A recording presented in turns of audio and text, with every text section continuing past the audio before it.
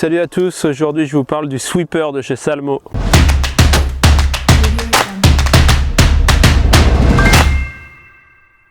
Alors aujourd'hui on est au lac de la Forêt d'Orient.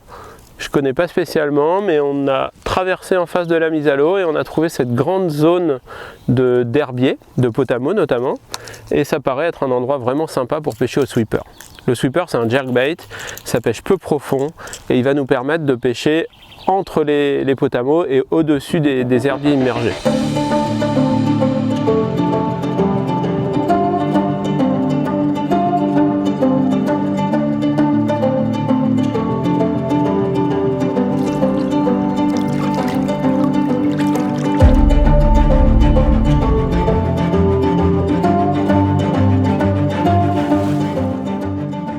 Donc le sweeper c'est un leurre effilé, enfin un jerkbait effilé, qui a une section un petit peu comprimée, un peu aplatie avec deux ailettes sur la partie arrière. Ça c'est le 14 cm, c'est celui que je préfère utiliser, mais il existe aussi en 10, en 12 et même en 17, en très gros. La particularité c'est qu'il est vraiment bien équilibré et il coule très doucement et très horizontalement. Donc on a aussi beaucoup de touches sur les poses. Là il est particulièrement adapté, notamment parce que je vais pouvoir lui faire des petits écarts latéraux entre les tiges. C'est un leurre qui se guide relativement bien entre les obstacles. Le sweeper, comme le slider, comme le fatso, c'est un leurre parmi les anciens de chez Salmo. Il est fabriqué en résine pleine. Donc c'est un leurre qui n'est pas bruiteur. Donc c'est aussi un avantage dans les milieux qui sont très pêchés comme la Forêt d'Orient. Du coup, il se lance vraiment très bien parce que c'est une résine pleine assez dense et surtout indestructible. C'est un leurre si on casse pas, ce qui m'arrive quand même régulièrement, c'est un leurre qu'on garde toute sa vie.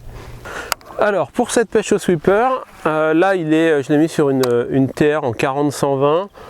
En réalité, même la 20-90, elle passerait, elle serait un peu plus douce justement dans les animations. Avec cette canne qui est un petit peu plus raide, je vais avoir des écarts un petit peu plus secs. Mais elle est complètement adaptée pour faire ça. Hein. C'est pas un leurre où on va taper dedans comme un slider ou un buster par exemple.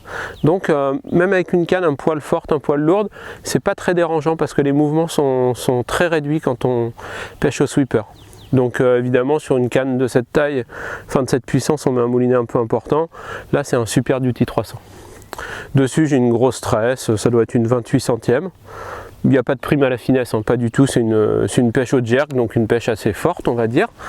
Et puis après j'ai 70-80 cm de 90 centièmes, histoire de ne pas rentrer le nœud dans les anneaux quand je jette. Ça évite d'une part d'abîmer le nœud et aussi d'abîmer les anneaux.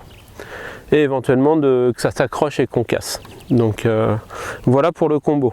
Après la tenue de la canne, c'est canne basse, effort minimal on va dire, c'est juste des petits à-coups et encore on n'est pas obligé de les faire à la canne comme je vous ai dit.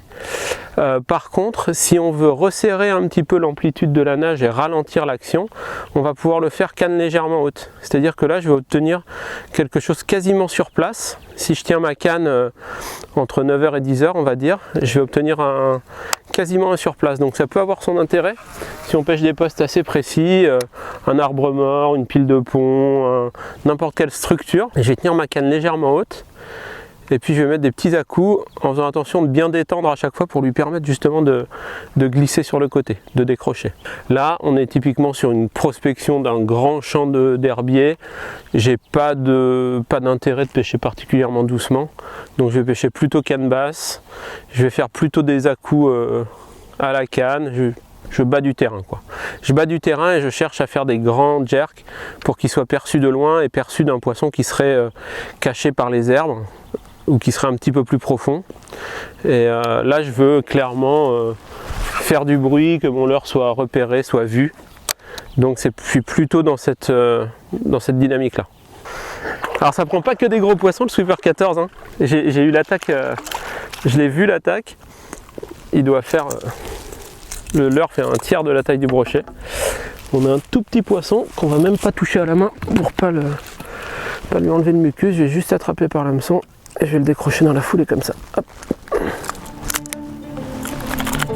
Sauve-toi.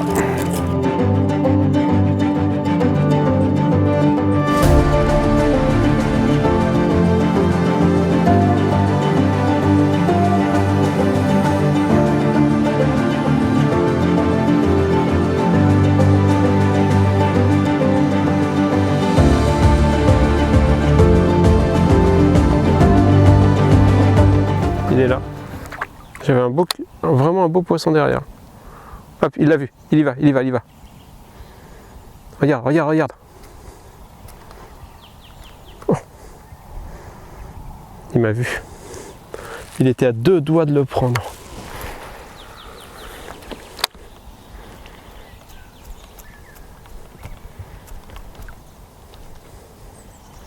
Oh, il y avait je te jure, il est monté comme ça tout droit.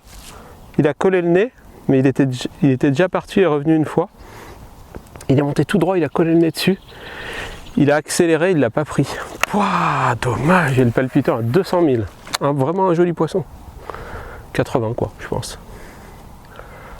Ah, il est... Je me demande si je ne l'ai pas vu là-bas. Ah, dommage. En fait, il est sorti en retard. Il est sorti au moment où mon leurre était déjà trop près du bateau. Oh non! Pas me faire des coups au cœur comme ça, toi. Alors là, je le pêche de manière assez dynamique parce que c'est l'été, l'eau est chaude. Donc je le ramène assez vite. L'idée étant toujours la même, de battre assez de terrain et puis de le rendre perceptible de loin. Par contre, dans l'eau froide, le sweeper il est excellent également. C'est un super leurre pour l'hiver.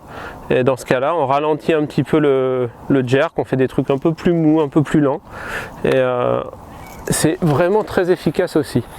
C'est un leurre 4 saisons un petit peu. C'est pas... Souvent les jerks, on s'y cantonne l'hiver ou juste à l'ouverture. Mais en fait, c'est des leurres qui marchent toute l'année. Il suffit d'adapter un petit peu l'animation, le type de poste, et puis on peut réellement pêcher avec toute l'année. Du moins c'est le cas du sweeper. Alors là la lumière elle a baissé, je suis repassé sur un coloris un peu plus fluo, tout au moins au-dessus. L'intérêt de ça c'est que j'ai un suivi visuel sur mon leurre, donc je peux adapter mes animations à ce que je veux obtenir. Et au jerk c'est important de faire ça, d'avoir ce suivi visuel. Et il y a des coloris comme le métallique que j'avais avant là, qui sont vraiment mimétiques, durs à voir dans l'eau. Dans ce cas là on peut coller une petite pastille sur le dessus du corps, un petit point fluo, histoire de garder ce contrôle et d'adapter ses animations. Oh, je le rate, c'est pas vrai. Ah là là, et puis il y a goûté là. Il l'a pas pris. C'est de ma faute en fait. Je l'ai pas laissé tourner, t'as vu? Il a pris en surface, je l'ai pas laissé replonger. C'était joli ça. Ouais. Bon, le conseil, là il vient de m'arriver un truc pas drôle. J'avais un vrai joli poisson qu'il a pris en surface, mais il l'a pincé du bout du bec. Je ne l'ai pas laissé tourner, j'ai ferré avant de sentir le poids du poisson. C'était une belle erreur parce qu'il s'est décroché immédiatement. C'était un beau poisson. Attendez d'avoir le poids du poisson là. Même quand on les voit qui prennent le leurre, faut leur laisser le temps de s'appuyer sur le leurre avant de ferrer. Là typiquement cette erreur vraiment elle est fatale quoi. Je l'ai vu arriver, il a pris le triple arrière et j'ai pas attendu qu'il appuie dessus, j'ai ferré, je lui ai enlevé de la gueule. Patience, je le sais en plus. Bon, le plus efficace pour attacher un sweeper, ça reste le nœud agrafe. Tout simple là sur du 90.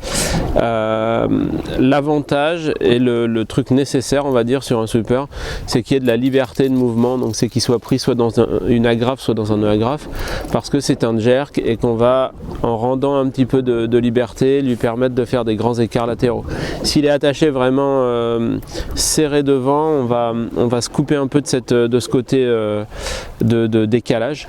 Donc de la liberté et du 90 centièmes. C'est les deux trucs à avoir pour faire nager un sweeper et prendre des brocs. Ouais. Tout petit. Tout petit. Et ben, un bébé, hein. Comment on va faire pour pas trop l'abîmer?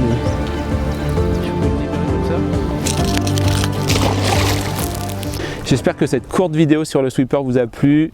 Je vous confirme que c'est vraiment mon leurre salmo préféré. C'est un leurre qui est robuste, économique, facile à utiliser.